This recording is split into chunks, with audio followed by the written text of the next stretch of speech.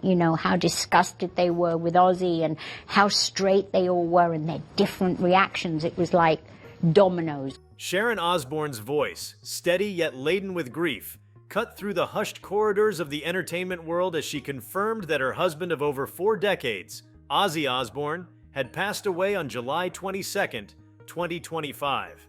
The announcement, delivered on behalf of the family, began with a solemn acknowledgement. It is with more sadness than mere words can convey that we have to report that our beloved Ozzy Osbourne has passed away this morning, she said, emphasizing that he was surrounded by love in his final moments. These words, simple yet profound, marked the first time Sharon had publicly addressed the news, setting the tone for the outpouring of remembrance that would follow. Before we start, smash the like and subscribe buttons for more updates. Within hours of the confirmation, Sharon's statement resonated across social media platforms and news networks. Her decision to speak openly conveyed both transparency and respect for the millions of fans mourning the Prince of Darkness. By articulating the family's request for privacy, Sharon demonstrated her lifelong commitment to protecting her loved ones from the relentless glare of the public eye. In invoking this boundary, she reminded the world that even the most iconic figures deserve moments of intimate reflection amid widespread grief. As tributes from fellow musicians and celebrities flooded in, Sharon took the time to personally acknowledge messages of support. She responded to a heartfelt social media tribute from musician Gavin Rossdale with simple gratitude, reinforcing the communal bonds that Ozzy had fostered throughout his career. Likewise, Sharon's public thanks to BBC Radio 1 DJ Jack Saunders, "Jack, thank you for your tribute to Ozzy tonight, bless you," underscored her attentiveness to individual expressions of respect, each note valued as a reflection of her husband's far-reaching influence. The cadence of Sharon's reactions revealed the depth of her understanding of celebrity culture. By selectively engaging with certain tributes, she managed both to humanize Ozzy in his final portrayal and to highlight the enduring community he inspired.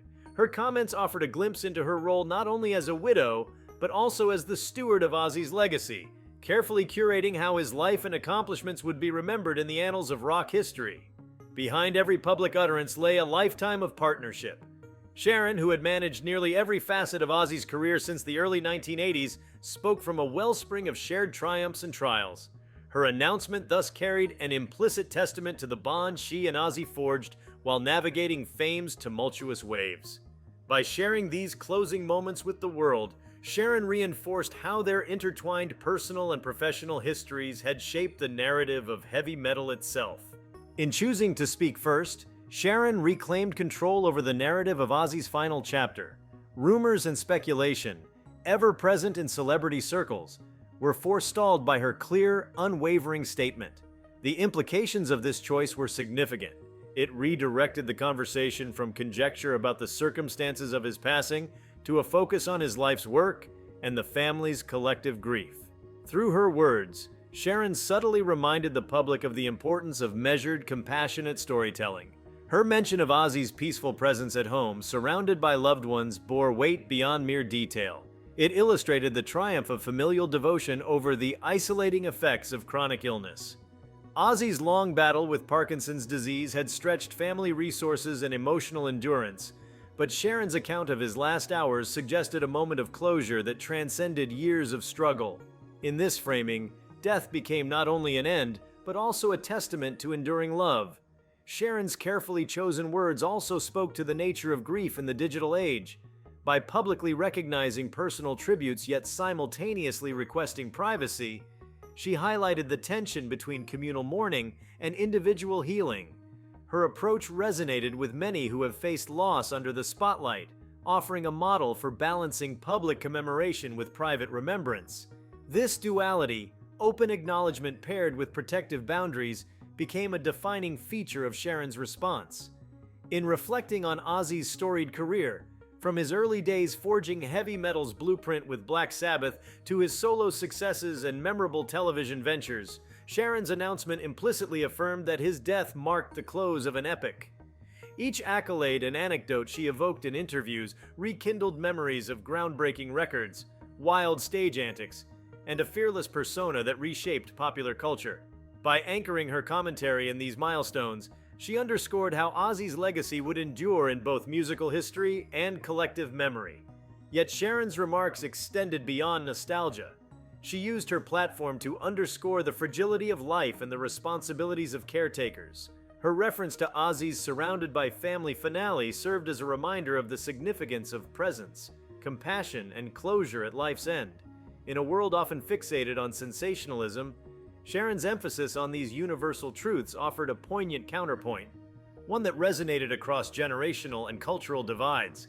The implications of Sharon's public statement also reached into the economics of Ozzy's career. As the executor of his estate, her words would influence ongoing commercial ventures, from posthumous releases to licensing agreements. By framing his death as a moment of shared reverence, she laid the groundwork for how Ozzy's brand might evolve, ensuring that profit-driven initiatives remained rooted in authenticity and respect for the man behind the myth. Sharon's ability to distill complex emotions into a few carefully curated sentences spoke to her decades of experience in media management. Her concise, yet evocative language forged a powerful bridge between private sorrow and public ceremony, encapsulating a community's grief while protecting the family's sanctity. In doing so, she set a precedent for how celebrity families might navigate the turbulent waters of collective mourning in the modern era. Her announcement also highlighted the evolving role of social media in memorializing public figures. By directly commenting on individual tributes online, Sharon demonstrated how platforms like Instagram and Twitter had become integral to communal grieving rituals. Her engagement validated personal expressions of loss, reinforcing the idea that digital spaces could be conduits for genuine empathy rather than mere publicity tools. While Ozzy's death undoubtedly plunged the heavy metal community into mourning, Sharon's response offered a template for resilience. She balanced vulnerability with strength, acknowledging the void left behind while celebrating the life that preceded it. Her public demeanor, poised yet raw, mirrored the very essence of Ozzy's own artistry, unvarnished honesty tempered by an unbreakable spirit. In the wake of her words, conversations began to coalesce around the legacy of Sharon and Ozzy as a partnership. Her statement underscored that their entwined journey, personal, professional, and cultural, had been a driving force behind his success. This recognition of mutual influence elevated her role from supportive spouse to co-architect of a transgenerational musical legacy. As public memorial events were contemplated, Sharon's emphasis on privacy remained a guiding principle. By prioritizing the family's emotional needs amidst global interest, she signaled that respectful distance could coexist with communal homage. This stance invited fans to honor Ozzy's memory with dignity, fostering a collective observance shaped by reverence rather than spectacle. In every carefully measured phrase, Sharon Osbourne demonstrated that the power of a statement lies not in its length, but in its intent. Her voice, rooted in decades of navigating fame, grief, and resilience, transformed a personal loss into a communal moment of reflection. The implications of her words would reverberate throughout music history, setting a standard for how the world bids farewell to its icons. Through her announcement, Sharon not only bid farewell to a husband, but also to a chapter of cultural history. Her words served as a final encore, inviting the world to remember Ozzy Osbourne not as a fallen legend, but as a figure who, through defiance and vulnerability alike, left an indelible mark on the fabric of modern music. It was in Sharon's eloquence, a blend of heartfelt admission and protective resolve, that the true magnitude of Ozzy's departure found its fullest expression. Sharon's words, though few, opened a gateway to broader conversations about the ways in which celebrity partnerships endure beyond fame itself. As the matriarch of a dynasty that spanned reality television, music management, and philanthropy, she subtly reminded the world that loss often catalyzes new beginnings. Observers noted that Sharon's composure hinted at a forthcoming chapter, one in which she might champion causes Ozzy cared about but never vocally supported, from mental health awareness to veteran outreach. The suggestion that she would carry forward his passions without him became an unspoken promise to fans and to the causes he held dear. Moreover, Sharon's handling of Ozzy's final tribute underscored a larger shift in how rock icons are commemorated in the digital era. No longer confined to plaques or press releases, their legacies now unfold in real time across podcasts, live-streamed memorials, and interactive exhibits.